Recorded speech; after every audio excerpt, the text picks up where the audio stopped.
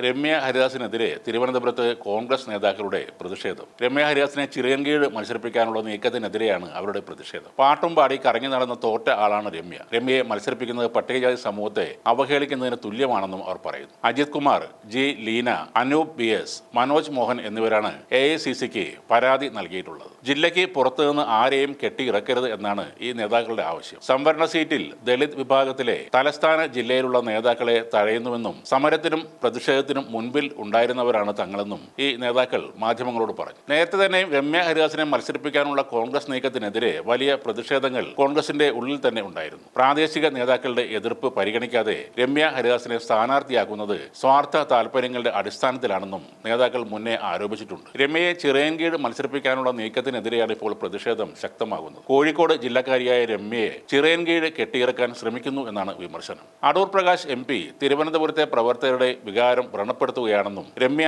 ഭയന്ന് ഓടിയാണ് തിരുവനന്തപുരത്തേക്ക് എത്തുന്നതെന്നും ഇവർ ആ പരാതിയിൽ ആരോപിക്കുന്നു. ഗ്രൗണ്ടിൽ ഇറങ്ങി പ്രവർത്തിക്കാതെ വെറുതെ പാട്ടും പാടി കറങ്ങി നടന്ന് തോറ്റ ആളാണ് രമ്യ ഹരിദാസ് എന്നും പരാതിയിൽ പറയുന്നു. രമ്യ ഹരിദാസിന് സീറ്റ് നൽകുന്നത് ജില്ലയിലെ ദളിത് പ്രവർത്തകരെ അവഹേളിക്കുന്നതിന് തുല്യമാണെന്നും സംവരണ സീറ്റിൽ ജില്ലയിലെ സമരങ്ങൾക്കും പ്രതിഷേധങ്ങൾക്കും മുന്നിൽ നിന്ന നേതാക്കളെ തടയുകയാണ് എന്നുമാണ് വിമർശനം. പ്രാദേശിക നേതാക്കളുടെ എതിർപ്പ് പരിഗണിക്കാതെ രമ്യയെ സ്ഥാനാർത്ഥിയാക്കിയാൽ അത് തീർച്ചയായും തോൽവിയിലേക്ക് നയിക്കുമെന്നാണ് കണക്കുകൂട്ടുന്നത്. രമ്യയെ കെട്ടിയിറക്കിയാൽ സഹകരിക്കില്ലെന്ന് ജില്ലയിലെ ദളിത് കോൺഗ്രസ് നേതാക്കൾ KPCC പ്രസിഡന്റിനെ 2 മാസം മുന്നേ തന്നെ അറിയിച്ചിരുന്നു. തിരുവനന്തപുരത്തേക്ക് മത്സരിക്കാൻ വരരുത് എന്ന് രമ്യ ഹരിദാസിനോടും ഈ ദളിത് കോൺഗ്രസ് നേതാക്കൾ നേരിട്ട് പറഞ്ഞിരുന്നു. എന്നാൽ പാർട്ടി പറഞ്ഞാൽ മത്സരിക്കാതിരിക്കാനാകുമോ എന്നാണ് രമ്യ ഹരിദാസിന്റെ പ്രതികരണം. 2024 പാർലമെന്റ് ഇലക്ഷനിൽ മറ്റുള്ള കോൺഗ്രസ് സ്ഥാനാർത്ഥികൾ എല്ലാവർക്കും തന്നെ നല്ല വിജയം കിട്ടിയപ്പോൾ K രാധാകൃഷ്ണനോട് Ramya Haridas തോറ്റിരുന്നു. MP ആയതോടെ K Radhakrishnan MLA സ്ഥാനം രാജിവെച്ചപ്പോൾ വീണ്ടും ചേലക്കരയിൽ മത്സരിക്കാൻ രമ്യ ഓടി വന്നു. ഒരിക്കൽ കൂടെ അവിടെ തോൽവി ഏറ്റുവാങ്ങുകയും ചെയ്തു. UR പ്രദീപാണ് ചേലക്കരയിൽ രമ്യ ഹരിദാസിനെ തോൽപ്പിച്ചത്.